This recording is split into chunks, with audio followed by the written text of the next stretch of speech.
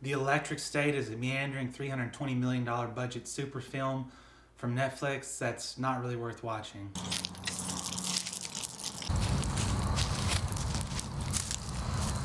The Electric State stars Millie Bobby Brown, Chris Pratt, Stanley Tucci, Jason Alexander, Giancarlo Esposito, with a voice cast of Woody Harrelson, Hank Azaria, Jenny Slate, and Anthony Mackie, along with some others.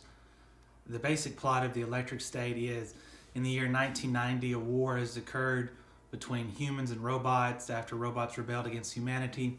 The war leads to robots being led to an exclusion zone after a peace treaty, and then you see that the main character, Millie Bobby Brown's character, is an orphan after her parents die in an off-screen accident, along with her brother. She flees from her foster home after having issues at school, not wanting to use this virtual reality VR headset that people are sucked into with using drones created by Stanley Tucci's company to control or to do your daily functions or daily work activities, things like that. She meets this robot Cosmo that shows up that convinces her that it's part of her brother, or her brother's controlling it from inside the exclusion zone. So they flee and then go across the dystopian landscape and end up in the exclusion zone, or they end up meeting Chris Pratt's character, who's a smuggler who has been sending stuff. His company, New to You, is a black market company, getting goods from the exclusion zone and giving them and selling them to people. She meets up with him, gets on the truck with him.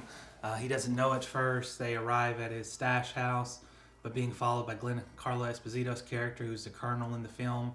He's like a bot hunter, a robot hunter. He finds them and then ends up having a shootout. They escape into the exclusion zone. They go to the middle of the exclusion zone, or they meet up at a mall where Mr. Peanut, who's the leader of the robots, has tried to create a new home for the robots. And in there, they find out that the doctor who may have helped Christopher put his consciousness into this robot is there, or was there, and then fled. They made him leave. So they go after him.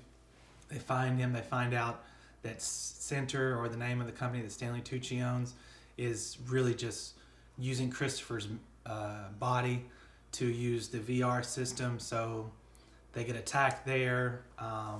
The robot Cosmo is captured, taken off, and then they have to get together to decide whether they're going to go and rescue Christopher. They decide they're going to.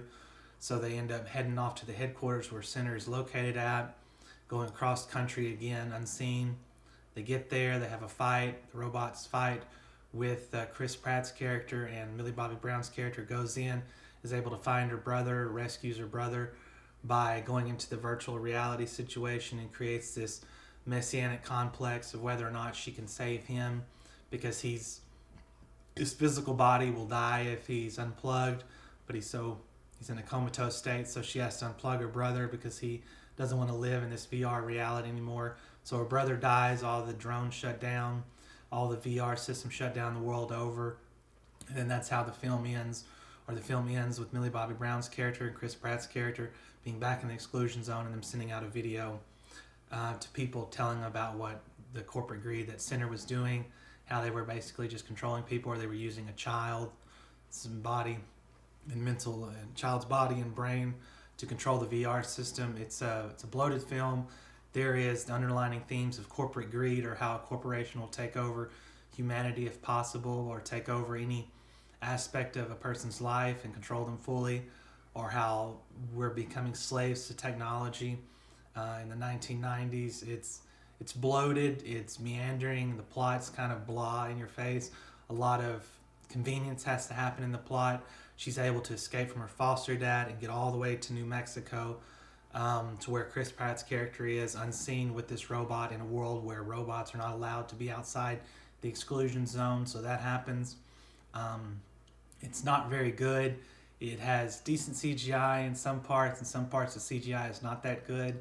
The robots are fighting each other, so it's another Transformer situation where you have a bunch of robots fighting each other, and you can't really tell who's the good ones, who's the bad ones, even though the bad ones all kind of look alike, which makes it a little bit easier to tell, while your good robots, or like the mail lady, the haircut lady, a giant taco that plays the piano, Mr. Peanut who goes around attacking people, like the Planter's Nuts Peanut. That's a robot in this film. He's voiced by Woody Harrelson. It's a film that I wouldn't recommend. It's over on Netflix. It's a Netflix original release. It's really not that good. It's about 2 hours long, or it's right at 2 hours long when the credits roll. And it's something that Chris Pratt is just kind of phoning in his performance. He's doing his best Star-Lord impression, or his best impression from the Guardians of the Galaxy, Millie Bobby Brown. There's not much chemistry between her and Chris Pratt. She indeed does look a little bit old to be in high school at the start of the film, but that's just Hollywood acting right there for you.